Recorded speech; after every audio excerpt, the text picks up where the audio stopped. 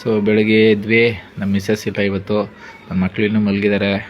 So ಬೇಗ ಎದ್ದು ಎಲ್ಲ ವೆಜಿಟೇಬಲ್ಸ್ ಎಲ್ಲ ಕಟ್ ಮಾಡಿಕೊಂಡು ಇವತ್ತೇನಾದ್ರು ಪಲಾವ್ ಮಾಡೋಣ ಅಂದ್ಬಿಟ್ಟು ಎಲ್ಲ ರೆಡಿ ಮಾಡಿಕೊಂಡೆ.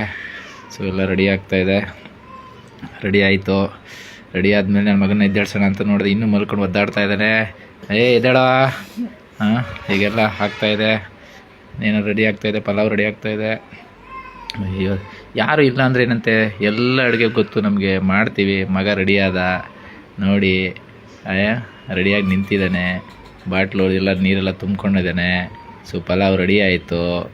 ಈಗ ಟೇಸ್ಟ್ ನೋಡ್ತಾ ಇದ್ದಾನೆ, ಹೆಂಗಿದೆ ಟೇಸ್ಟು ಅಂತ ಕೇಳಿದೆ. ಸೂಪರಾಗಿದೆ ಅಂತ ಹೇಳ್ತಾ ಇದ್ದಾನೆ. Very good. ನೆಕ್ಸ್ಟು ನನ್ನ ಮಗಳು ಏನಾದರೂ ಎಲ್ಲೋಲ್ಲಪ್ಪ ಇವಳು, ಅವಳು ತಿನ್ನೋಕ್ಕೆ ಬಂದಳು. ಹೆಂಗಿದೆಯಮ್ಮ? ಚೆನ್ನಾಗಿದೆ ಅಂತೆ. ಅವಳು ಸೂಪರ್ ಇದೆ ಅಂತ ಹೇಳ್ತಾ ಇದ್ದಾಳೆ. ಯಾರಿಲ್ಲ ಅಂದ್ರೂ ನಾವು ಮಕ್ಕಳು ರೆಡಿ ಮಾಡಿ ಅಡುಗೆ ಮಾಡಿ ಕಳ್ಸೋಕ್ಕೆ ನಾವು ರೆಡಿ ಇದ್ದೀವಿ. ಸೊ ಏನು ತೊಂದರೆ ಇಲ್ಲ, ಮಿಸ್ಸಸ್ ಇಲ್ಲ ಅಂದ್ರೂ ನಾವು ಮಾಡ್ತೀವಿ. ಸೊ ನೀವು ನಿಮ್ಮ ಮನೇಲಿ ಯಾರು ಇಲ್ಲ ಅಂದರೂ ಪರವಾಗಿಲ್ಲ, ನೀವು ಮಾಡಿ.